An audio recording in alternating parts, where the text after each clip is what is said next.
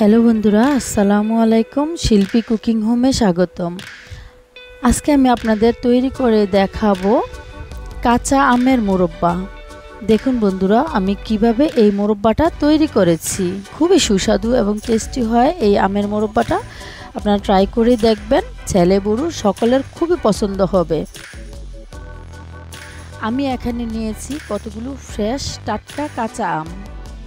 প্রথমে আমি একটি ফিলারের সাহায্যে আমগুলোকে এভাবে ছিলে নিব। আমের সিজনে তো আপনারা আর 4-5টি দিয়ে তৈরি করবেন না, অনেকগুলো দিয়ে তৈরি করবেন।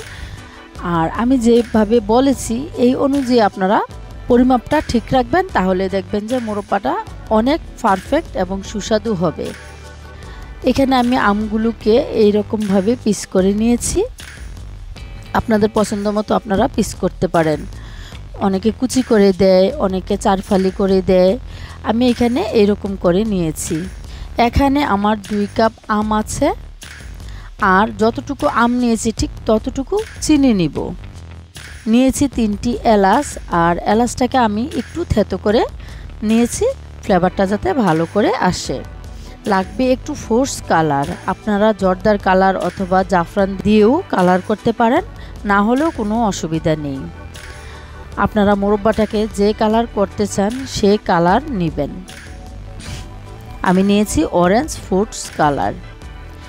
এখন কড়াইতে আমগুলি ঢেলে সমপরিমাণ চিনি ও এলাচগুলি দিয়ে প্রথম অবস্থায় চুলার আঁচটা ঢিম করে আমগুলি জাল দিতে থাকবো এবং এভাবে মাঝে মাঝে নেড়ে চেড়ে দিব।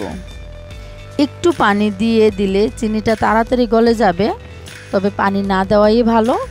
আস্তে আস্তে যখন চিনিটা গলবে তখন আমটার ভিতরেও কিন্তু চিনিটা ঢুকবে, তখন আরেকটু ভালো লাগবে খেতে।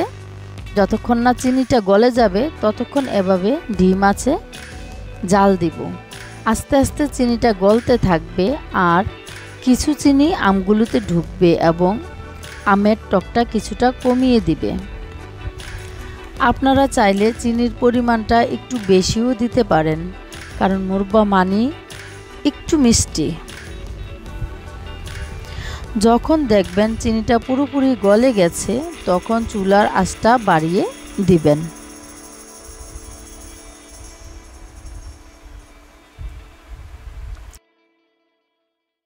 এভাবে কিছুক্ষণ জাল দেওয়ার পর দেখবেন আমটা সিদ্ধ হয়ে গেছে এবং চিনির শিরাটাও ঘন হয়ে গেছে। এখন আমি দিয়ে দিব একটু অরেঞ্জ ফুডস কালার দিয়ে আমি এটাকে ভালোভাবে মিশিয়ে দিলাম। দেখুন শিরাটা আস্তে আস্তে ঘন হয়ে আসছে।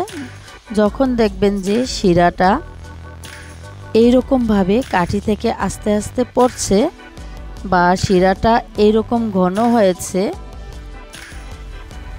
তখন বুঝবেন মোরব্বাটা পারফেক্ট হয়ে গেছে। বা আপনারা হাতে নিয়ে দেখবেন তার পরিমাণ হচ্ছে কি না শিরার লাচাটা, তখনই আপনারা চুলাটাকে বন্ধ করে দিবেন। এ পর্যায়ে আমি চুলার আগুন নিভিয়ে দিব। এখানে আমার একটি ছোট্ট টিপস আছে। আপনারা যে কড়াইতে বা পাতিলে টক জাতীয় কোনো জিনিস তৈরি করবেন, জিনিসটা তৈরি হওয়ার সাথে সাথে কাচের বাটিতে অথবা প্লাস্টিকের বাটিতে উঠিয়ে নেবেন, না হয় কিন্তু আপনার কড়াই বা পাতিল নষ্ট হয়ে যাবে, আর আপনার আচার বা মোরব্বাটাও তিতা হয়ে যাবে। এই জিনিসটা আপনারা মনে রাখবেন।